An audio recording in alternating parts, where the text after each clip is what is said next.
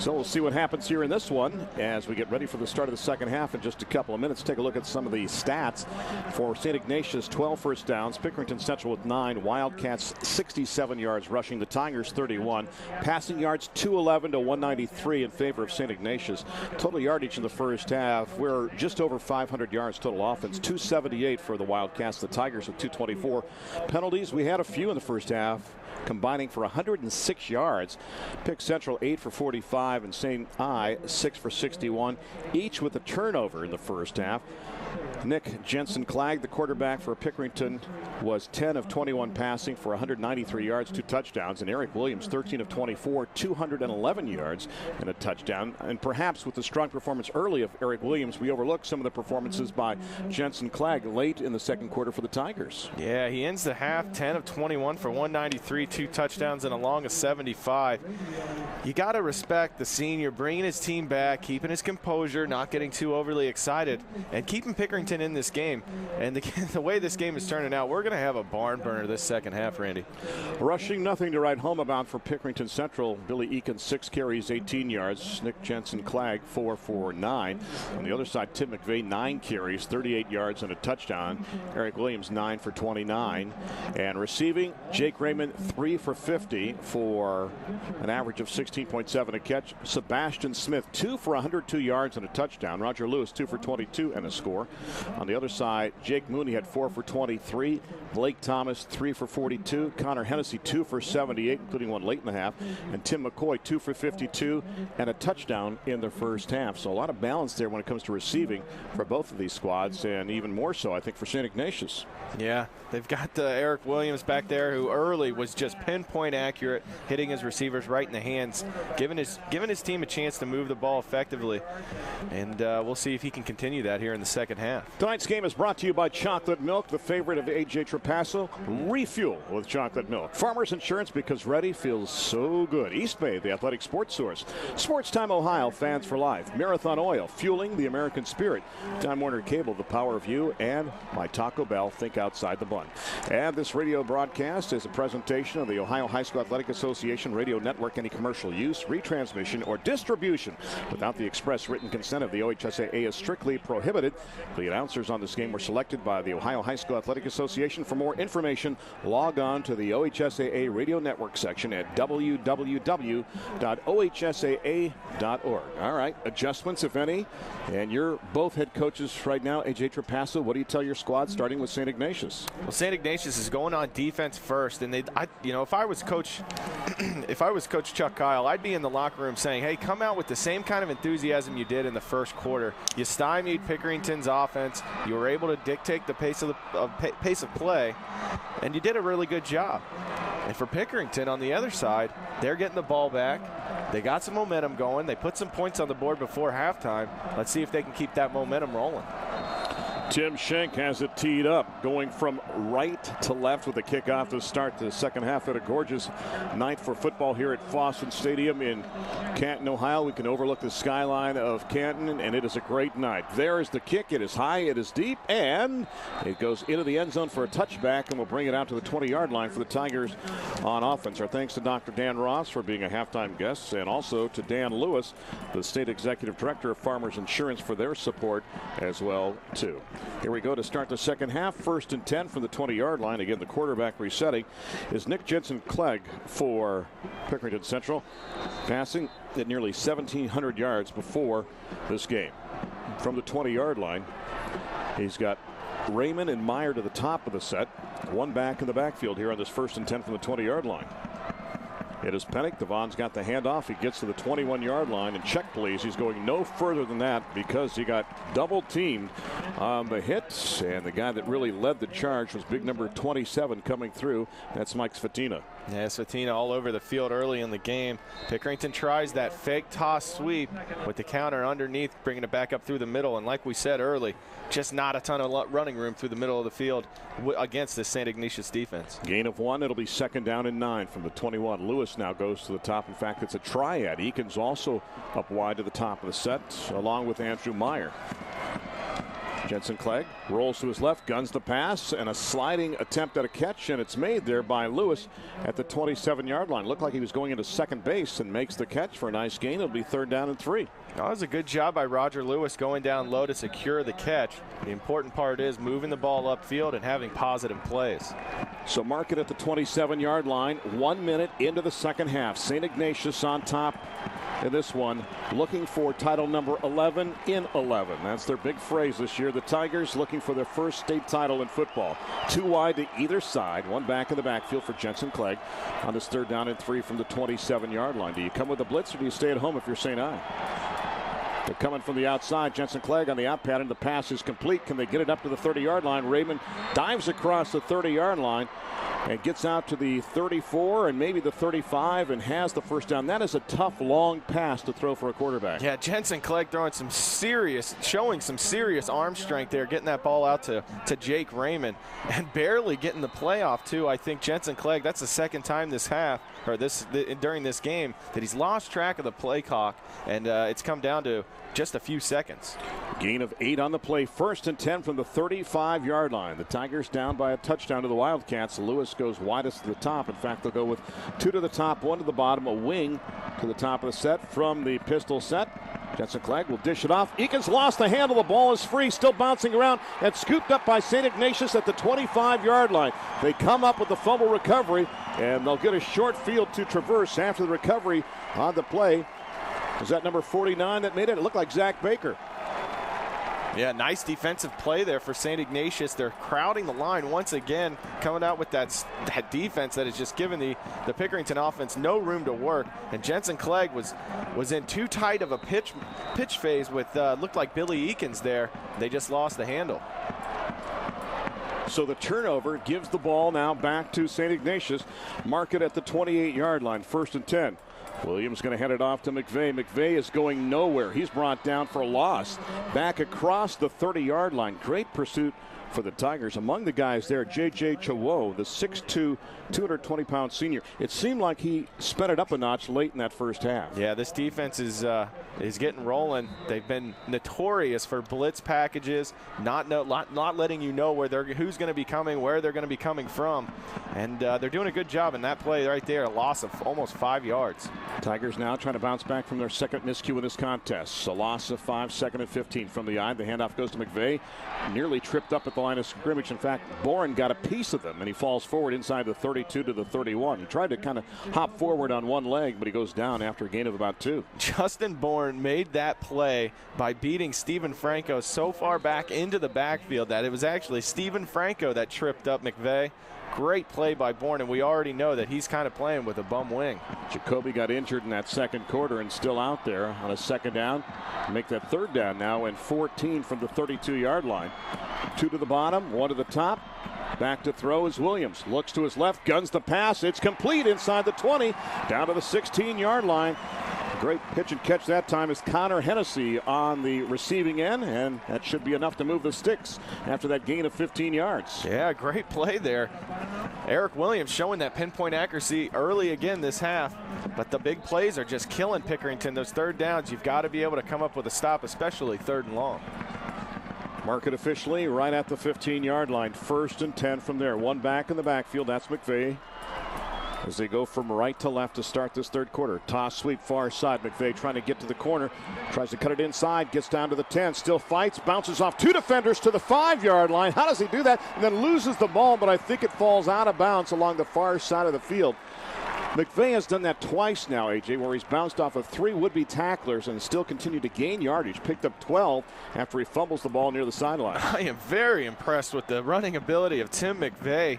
You can't bring him down. You know, he's not a big guy, so you think you can tackle him up high, but when you try to do so, he lowers the pad level, keeps his feet under him. He gets hit there, bounces right off, keeps his feet, works all the way downfield, loses the ball at the end, but it, unfortunately for them, stays in. 1st and goal from the 3. McVeigh gets the handoff left side, inside the 2, down around the 1-yard line. What allows a running back to be so effective to bounce off tacklers? How did you do that? Well, it's just a feel. You have to know where your feet are, know where the ground is at all time, and anticipate those hits. Anticipate how your body's going to react to the change of movement, and Tim McVeigh does that very well. St. Ignatius trying to capitalize on that turnover by the Tigers. It is second down and goal from inside the 1-yard line. Backs from an eye. McVeigh time. Does he break the plane? Waiting for the call. Yes, touchdown. 8:27 left to go, and the Wildcats now have doubled up on the Tigers at 26-13.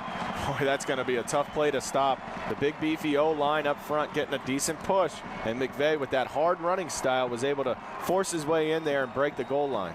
Tim McVeigh now with touchdown number 15 on the season, and then the lead was up to 13. Shank on to attempt the extra point. He's still waiting to try the field goal from the end of the first half. Snap is low. It's put down. Plenty of leg. The kick is up. St. Ignatius now leads Pickerington Central 27-13. 8:27 left to go in this D1 state championship game. Let's pause now for these messages from the Ohio High School Athletic Association.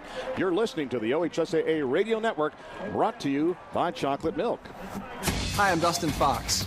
Now, I had a lot of thrills playing football in college and in the pros, but none compared to the excitement of playing high school football.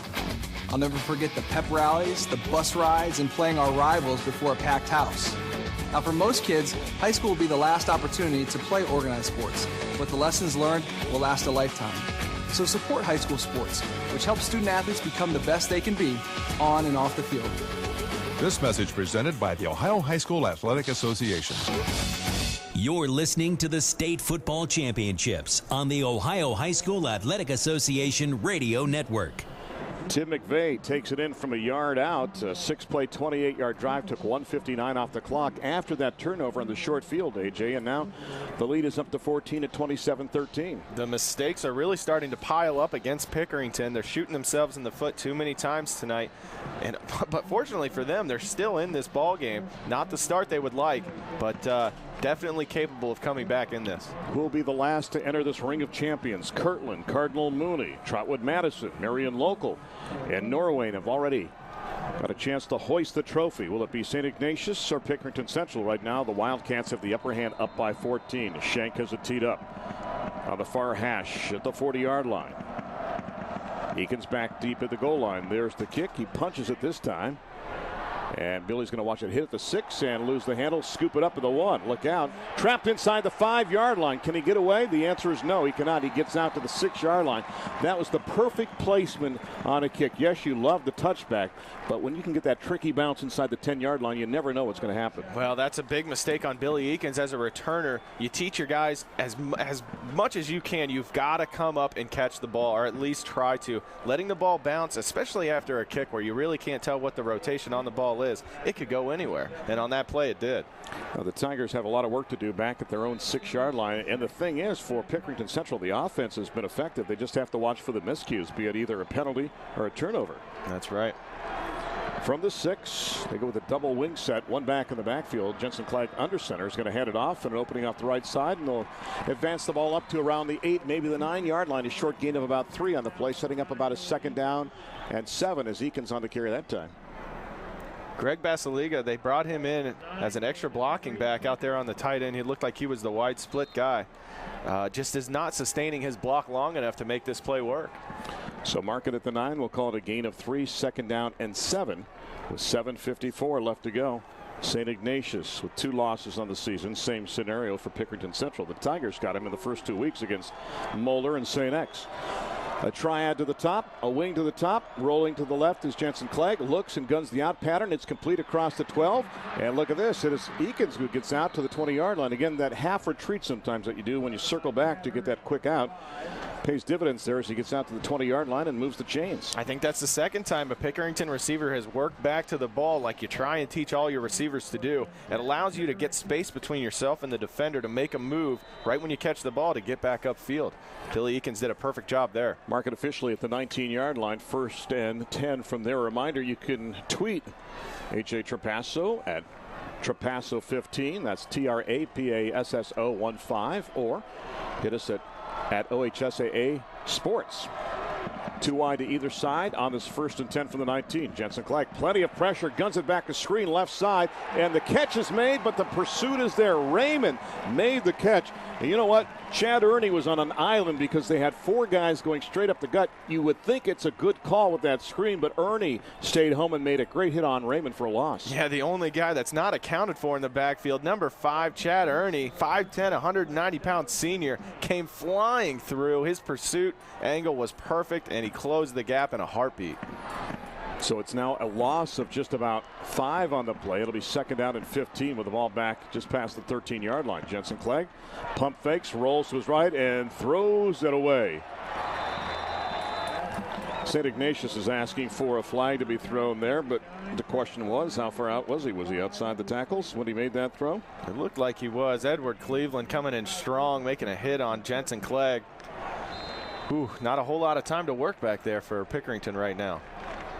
The other thing that always has gotten me about high school football is, remember, there's no such thing as an uncatchable ball, too, because if somebody nails you near the sidelines like that, and the ball can be 20 feet over your head, hey, you can still get a call. That's a free pickup right there. Big play here, 3rd and just more than 15 with the ball resting at the 13. 2 wide to either side. Jensen Clegg has time, guns it long downfield, looking for his man and coming back in, trying to make the catch and corralling the football at the 44-yard line. I think that's Sebastian Smith again. He has been outstanding on the big play for the Tigers. And after a 3rd and long, they've got the ball out to the 45-yard line after a pickup of 32 yards. I hope he plays basketball, which I think he does, because I think he can jump out of the gym. Sebastian getting up at the highest point, making the grab.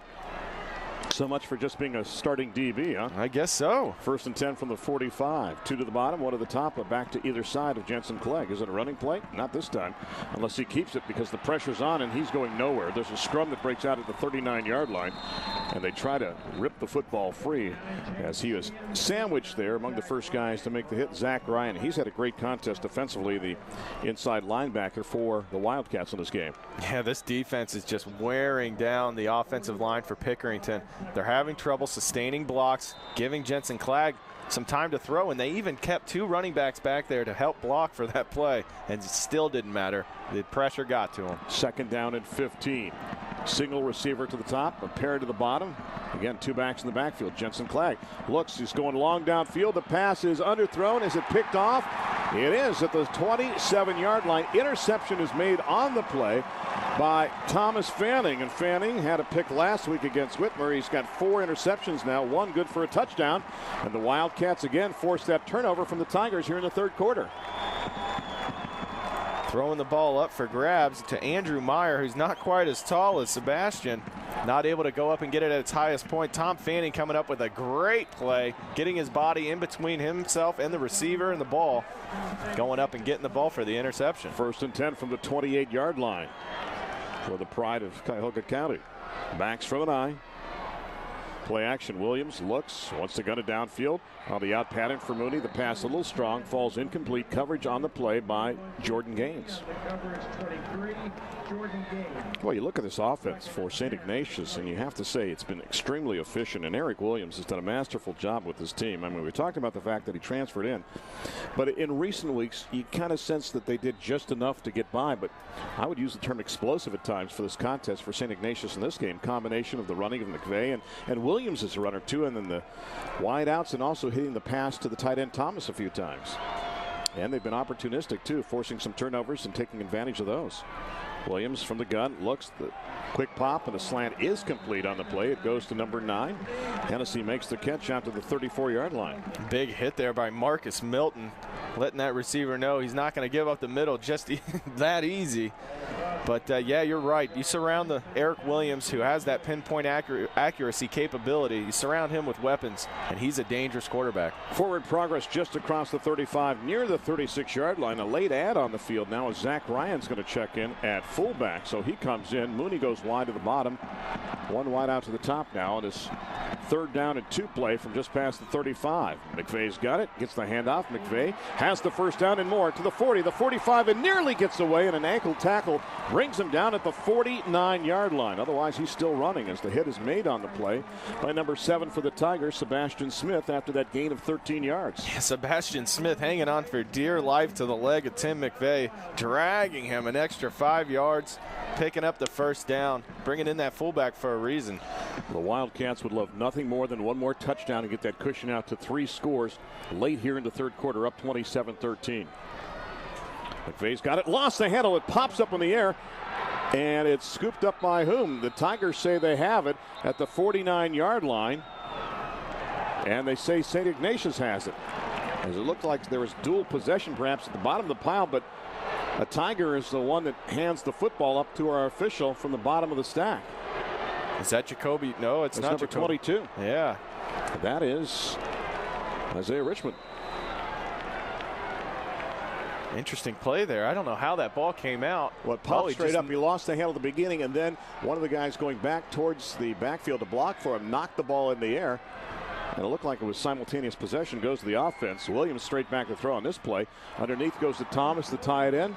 You know, they talked about the aggressive defense. What would Chuck Kyle do against this Tiger defense? Well, what he's done is thrown the ball underneath on the outs or hitting the tight end as well to effectively move the ball almost like a running game. Other than that long pass play right before halftime, there really hasn't been a ball thrown downfield very long for St. Ignatius other than here and there. And they're beating this blitz defense with these short underneath, these quick out passes.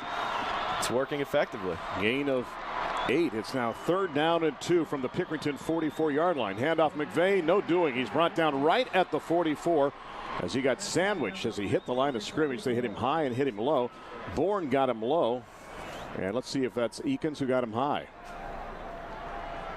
No, it was number Adam 6 Clopton. instead. Yeah, Clopton coming up with a hit. So now you've got an interesting call. Fourth down and 2. Sheehan comes on. Do you pin him deep? Do you fake it? Do you go for it? Looks like they're going to set up to punt here. Sheehan has been pretty good so far today. Thomas is one of the up men, we should mention, the tie it in. Wide splits again in that line. Sheehan stands back at his own 42 to punt it. Twin safeties back deep for the Tigers. Low snap, gets it, gets off the kick. Lewis watches it hit inside the 15, inside the 5, and trickles into the end zone with 2:25 left to go. For a touchback, will bring it out to the 20-yard line. And let's pause now for these messages from the Ohio High School Athletic Association. You're listening to the OHSAA Radio Network, brought to you by Chocolate Milk. I'm Professor Burke from the University of Farmers, where agents graze in the fields of excellence. And this is a pop quiz. True or false? The best way to protect something new is to cover it with space-age plastic wrap. False. With Farmers New Car Pledge, you can receive the replacement value if your new car is totaled in the first 2 years. If you said true, unwrap your couches, then call a Farmers agent. We are insurance. We are Farmers. Restrictions apply, not available in all states. Call a Farmers agent for details on all of our auto coverage options. Find your local agent at farmers.com. You're listening to the State Football Championships on the Ohio High School Athletic Association Radio Network. Proud sponsor of the 2011 OHSAA Championships, East Bay, the leading world supplier of athletic footwear, apparel, and sports equipment, congratulates all state qualifying teams and athletes and welcomes you to this year's championship games. To find exclusive deals on the largest selection of athletic apparel and equipment from the leading brands, visit eastbay.com/OHSAA. Randy Rhinehart, AJ Trapasso back here at Fawcett Stadium here in Canton. And this quarter has really been dominated by the Wildcats as St. Ignatius leads Pickerington Central 27-13. Yeah, the turnovers again are killing Pickerington. And I'm sure Coach Sherritt's over on the sideline right now pumping up his guys saying, you know what, this is the pivotal point in the game. If you want to get yourselves back in the game, we got to sustain a drive here. Put some positive yards and positive plays on the board and get back in this. You're down 2 scores against a team that's a perennial powerhouse in this state. And they know how to play when they get here. And the difficult scenario that you mentioned is you're down 2 scores, so you feel the urgency to make a play with time dwindling. And by the same token, you don't want to go over the edge and maybe force a pass in or try to do something that's not there. So the Tigers have to try to walk that fine line. If you're the Wildcats, you'd love to maintain and just milk and drain more of that clock. 1st and 10 from the 20-yard line. Wing to the top, coming back around. Is it going to be an option pass downfield? I think that was the concept, but great pursuit by Svetina in the backfield to knock down number 2 Jake Raymond, who in, I guess, shades of his brother was looking to throw downfield. His brother was a great quarterback for the Tigers. Not a bad idea. It was open. Andrew Myers streaking down the right sideline, but Svetina coming up big, the defensive player of the year, making a great tackle on Jake Raymond. Yeah, the other thing about Svetina, he's not shy about going low to go for the ankles to make the hit. A lot of times you see those guys are the players of the years that always want the bone-crushing play. Svetina seems to do whatever he needs to make the big hit. He's scrappy, 6'2", 220 pounds, but will take your legs out. Say it like John Cooper, scrappy, scrappy. Second down now and 15 from the 15. Jensen Clack rolls to his right, can't get it away. Whipped down back at the 6-yard line.